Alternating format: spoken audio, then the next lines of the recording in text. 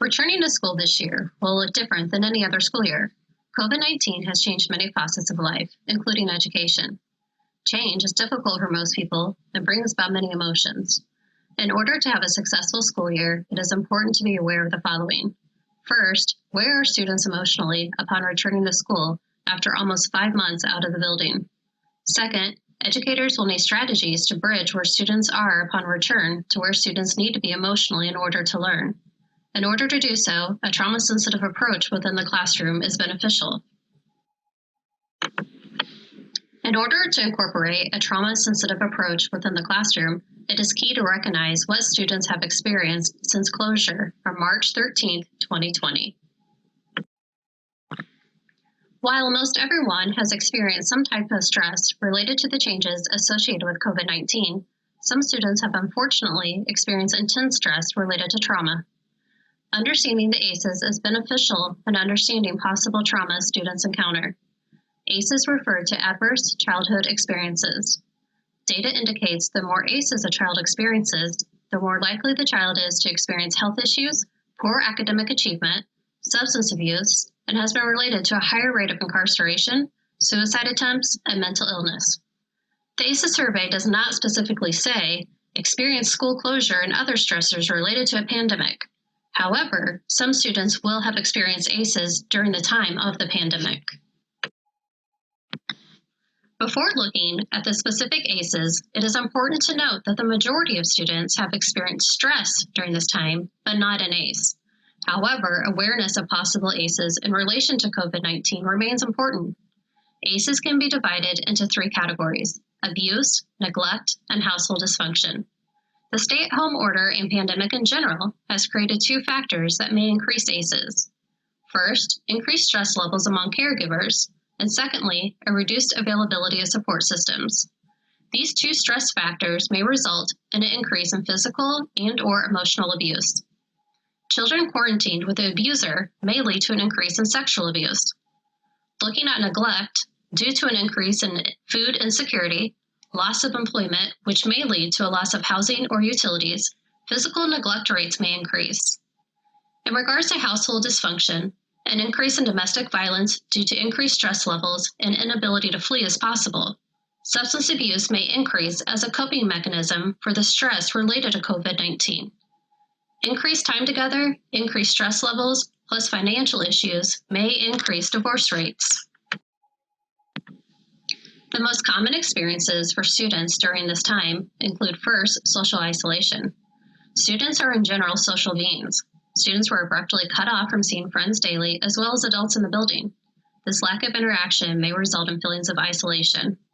Another common stressor is food insecurity due to students not receiving breakfast and lunch at school. Students may become aware of financial stress within the family and react in a negative manner. Finally, caregivers losing employment can greatly increase stress within the home. After recognizing what students have possibly experienced during closure, it is important to consider what are goals for students' return to school after being out of the building for nearly 5 months. Upon return to school, students need to feel connected, safe, and some sense of normalcy. While school procedures will change vastly, simply attending school and actively learning can provide that sense of normalcy as students are back to doing their job. This is a stressful time for the adults. Again, change is difficult. Seeking support as an adult is imperative. Students need to see excited and positive adults. Students are returning to school with many unknowns, which can increase anxiety. Having systems and visuals in place regarding how the building and classes will operate can reduce the level of worry for students. Students need to know they were missed and that they are allowed to feel how they feel in regards to the closure and now the return to school. Very importantly, students need to know that there are people to talk with about how they are feeling within the building. Finally, a goal is for students to want to return to school, to learn, and to follow the new procedures. So far, possible experiences of students during closure have been examined, as well as goals for students returning to the school environment. The question now becomes, how do teachers and staff bridge where students are emotionally when returning to school with where students need to be emotionally to learn within the classroom? A trauma-sensitive classroom can have numerous areas of focus as well as strategies. 7 areas and strategies are identified within this presentation for consideration of implementing within the classroom. Some strategies may not work for a certain classroom, but the overlying area of focus is still important to consider. To help remember these areas, the acronym of BRIDGES is used.